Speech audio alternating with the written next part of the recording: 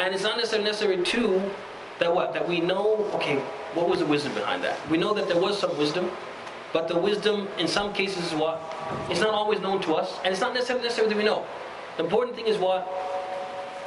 The shahid of the hadith is that this measurement became the rule or the way in which they were going to come to the correct conclusion.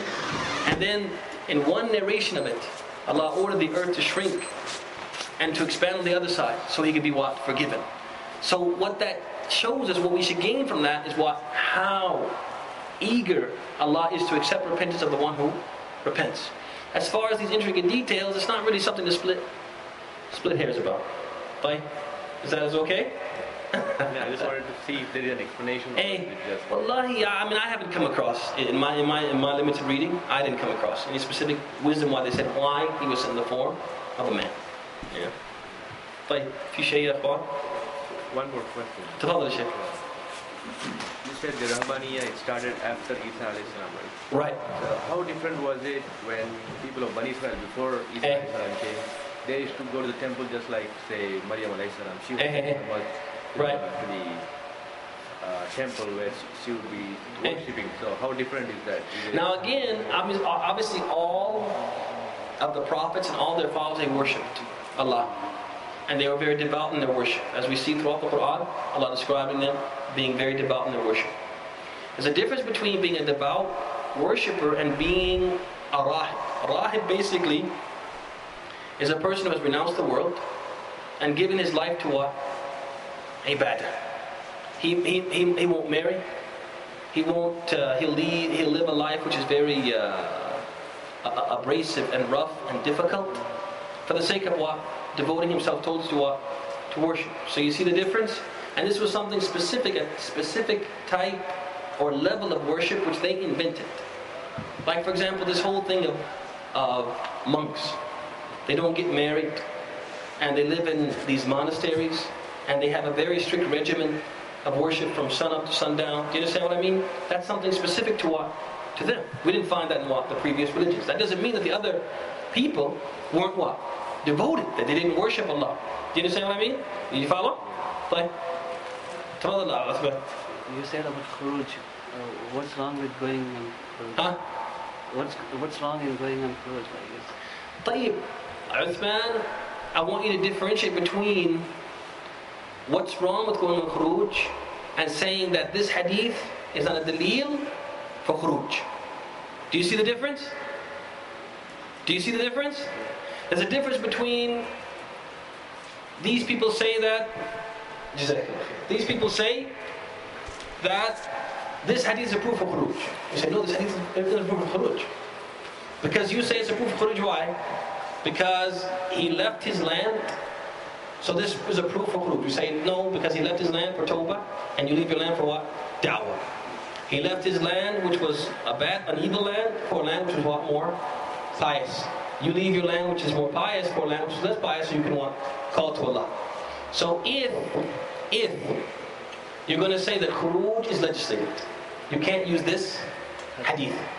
What I will say, Uthman, let me give you a general principle.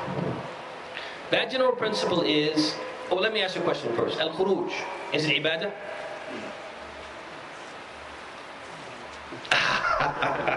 Uthman. I don't think so.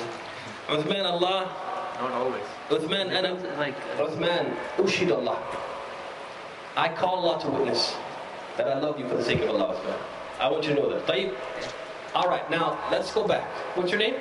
Adil. Adil. Okay, we have Uthman, Adil. Tayyib. The question is al-khuruj ibadah?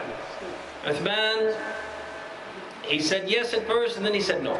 And Adil said not always. Tayyib ya ikhwani. What is ibadah? How do we know if something is ibadah? That's the first thing we need to ask ourselves.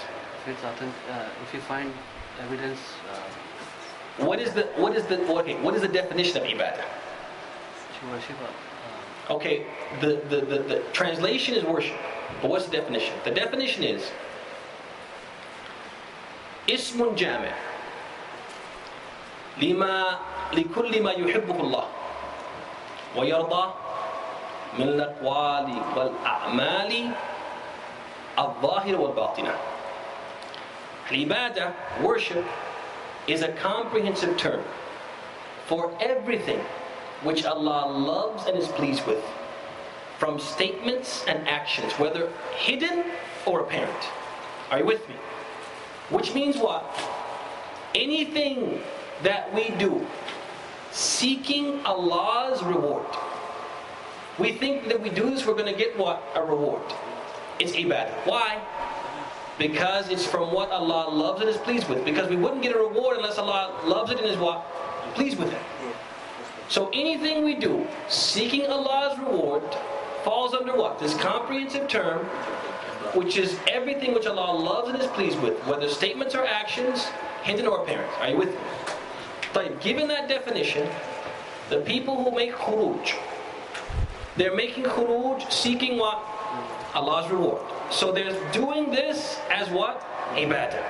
It's an ibadah. The people who make khuruj are not doing, they're not like this, they're not like the person who's lacing up his shoes. Are you with me? When I lace up my shoes, I don't consider myself what? Worshipping Allah. If I wear a blue thobe as opposed to a white thobe, I don't consider myself worshipping Allah. This is what? Something mubah, something that's permissible. But when I stand up and I face the Qibla and I say Allahu Akbar, I consider myself what? Worshipping Allah. Because I know that I expect to get what? A reward from Allah. Same thing, when people make khuruj, they go out seeking Allah's reward. طيب. Al-an al-khuruj is ibadah. When people do khuruj, they are worshipping Allah, or they consider themselves worshipping Allah. طيب. Worship, al-asl fihi, the original rule when it comes to worship is that it is haram. Do you guys understand that? No. Do you guys understand that? No. You don't understand that? The last part, just repeat the last طيب. The original rule in worship is that it is haram. It's not permissible to worship Allah with anything except that He what? He legislated it. He legislated it. Are you with me? Yes. قال الله تعالى أم لهم شركاء شرعوا لهم من الدين ما لم يأذن به الله. Do they have partners who have legislated for them from the religion that which Allah has not what? Given them any permission, has not legislated, has not permitted. Allah is saying what? No one should be worshipping me with anything except what I legislated. وقال النبي صلى الله عليه وسلم فيما ثبت عند البخاري ومسلم من حديث عائشة من عمل عملا ليس عليه أمرنا فهو رد. Whoever does an action which we have not legislated, it will be what? Rejected. So Allah and His Messenger are teaching us now that anything we do that's a part of this religion, and we consider ourselves worshipping Allah, we want to get His reward, it has to be what? Legislated.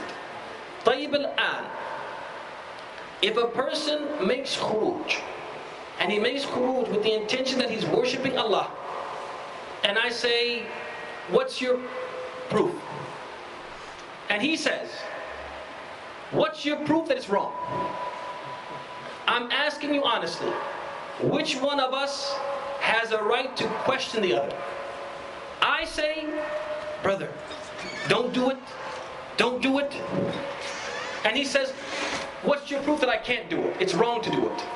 Which one of us is right? You are. Why am I right? Because the asl is that he can't do it unless he has what? A proof.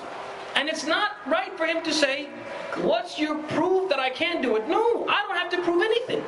Because the asl is what? It's haram.